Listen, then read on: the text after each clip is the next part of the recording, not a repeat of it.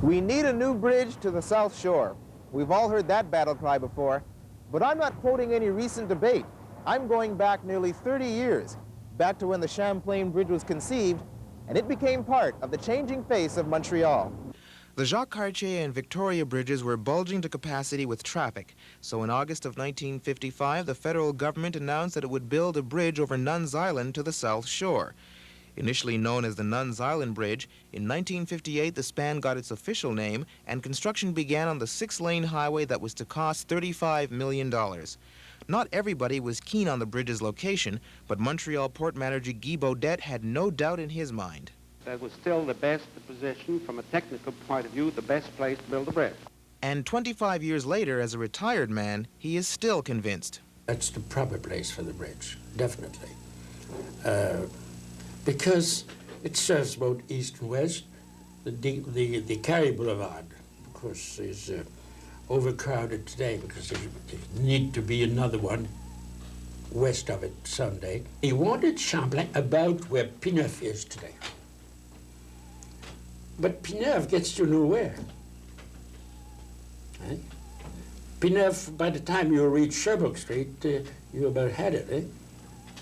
An O&D, or Origin and Destination Survey, was commissioned, polling motorists to help determine the actual location.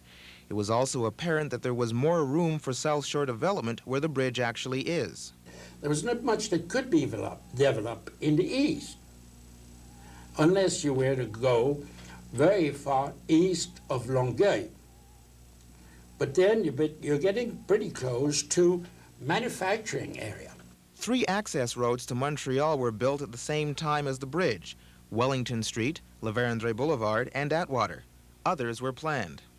And one planned for 5 years to be built within 5 years after the opening of the bridge to reach somewhere the center of the city, up to Notre Dame Street at least, and east of University Street.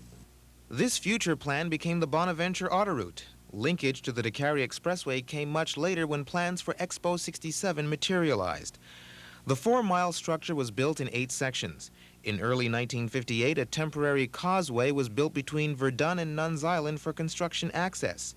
In the summer of '59, major structural contracts were awarded. By July of 1960, superstructure work began, but since floating equipment was not permitted in the Seaway Channel, the central span was erected by cantilevering out from the main piers on each side. By September of 1961, the structure was beginning to look like a bridge. Through 61 and 62, the roadways, lighting, buildings, toll booths, and signs started to take shape. By the end of June '62, the Champlain Bridge was ready to greet traffic via the Wellington Street access. Finally, there would be relief for those who used to travel on the now toll-free Jacques-Cartier and Victoria bridges. Now that the tolls have been abolished, we don't know what the traffic pattern would be. We hope, however, that with the traffic jams on these 2 bridges, some people will care to travel in comfort on a toll bridge. Still, not everybody was enthusiastic about the bridge. It is my opinion that the bridge is in the wrong place. That is the reason why in the background you see all the entrance gates with a sign marked "Fermé closed." There are 4 toll gates closed on a Sunday afternoon, which is enough proof that this bridge will not serve South Shore. It will only serve Nuns Island when it's developed. Time would quickly change all of that, though. In 1963, 7,300 vehicles used the bridge. By 1966, new tolls had to be installed to handle the volume. Today, as many as 135,000 vehicles cross the span, and the clog situation that forced the building of the bridge is with us again. Guy Baudet feels that what is needed is an independent bridge authority to run the span and collect tolls on all bridges, and tolls are very important to him. Particularly, you would put money in the bank to build another bridge when it's required. It would prevent people from falling on their knees and praying politicians, please give us another bridge, right? And even the praying may last 20 years. By that time, it's 20 years too late, and there's still no bridge. I know I'm talking in the wind, and nobody would do it.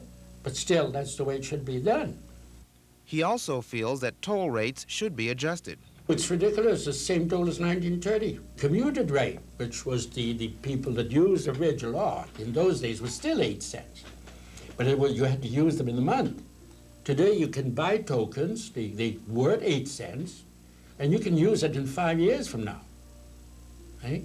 Therefore, the actual rate, unless you don't want to make the disbursement, the actual rate to cross the bridge is 8 cents. Now, does it make sense? Well, if you're looking for money for a new bridge, it has to come from somewhere. By the time the Champlain Bridge, the Bonaventure Autoroute, and all access routes were built, the price tag was $52 million. Today, a new bridge and access would cost $1 billion. Maybe Mr. Beaudet has a point. It could be a long time before a new bridge changes the face of Montreal. For today's magazine, I'm Peter Anthony Holder.